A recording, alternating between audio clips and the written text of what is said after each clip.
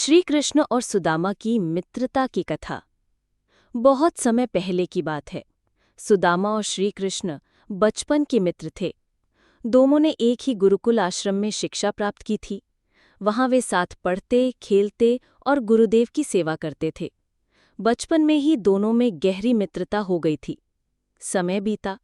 शिक्षा पूर्ण करने के बाद श्री कृष्ण द्वारिका के राजा बन गए और सुदामा एक गरीब ब्राह्मण बनकर गांव में रहने लगे। सुदामा अत्यंत धार्मिक और विद्वान थे, परंतु अत्यंत निर्धनता में जीवन व्यतीत कर रहे थे। उनके पास पहनने को अच्छे वस्त्र नहीं थे और खाने को पर्याप्त अन्न भी नहीं होता था। एक दिन सुदामा की पत्नी ने उनसे आग्रह किया, आप श्री कृष्ण से मिलिए, वो अब द्वारिका के राजा हैं, शायद वे आपकी सहायता करें। सुदामा पहले तो संकोच करते रहे, पर अंततः पत्नी के आग्रह पर चल पड़े। रास्ते में उन्होंने सोचा कि राजा से खाली हाथ जाना उचित नहीं, इसलिए पत्नी ने कुछ चावल भिगोकर एक पोटली में बांध दिए। ये वही पोहा यानी चिवड़ा था जो श्री कृष्ण को बचपन में प्रिय था। जब सुदामा द्वारिका पहुंचे तो उन्होंने महल के द्वार पर जाकर द्वारपाल से श्री कृष्ण से मिलने की इच्छा प्रकट की। जब श्री कृष्ण को ये ज्ञात हुआ कि उनका प्रिय मित्र सुदामा आए हैं, तो वो अपने राज सिंहासन से दौड़ते हुए बाहर आए और सुदामा को गले लगा लिया।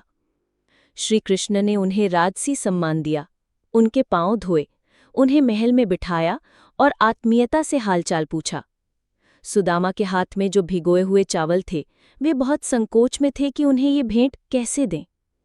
श्री कृष्ण ने जब वो पोटली देखी तो बड़े प्रेम से उसमें से थोड़ा सा चिवड़ा निकालकर खा लिया। कहते हैं श्री कृष्ण ने उस प्रेम की भेंट को इतना पसंद किया कि उसी क्षण उन्होंने बिना कुछ बोले सुदामा के भाग्य को बदल दिया। सुदामा ने श्री कृष्ण से कोई धन नहीं मांगा, वे खाली हाथ ही लौट गए। लेकिन जब वे अपने गांव पहुंचे तो देखा कि उनकी झोपड़ी एक सुंदर महल में बदल चुकी थी। घर में सुख सुविधाएं और समृद्धि थी। ये सब देखकर सुदामा की आंखों में आंसू आ गए। वे समझ गए कि भगवान सच्चे प्रेम और भक्ति से बहुत प्रसन्न होते हैं, न कि केवल भौतिक उपहारों से। शिक्षा। ये कहानी हमें सच्ची मित्रता, विनम्रता और भक्ति की शक्ति का संदेश देती है।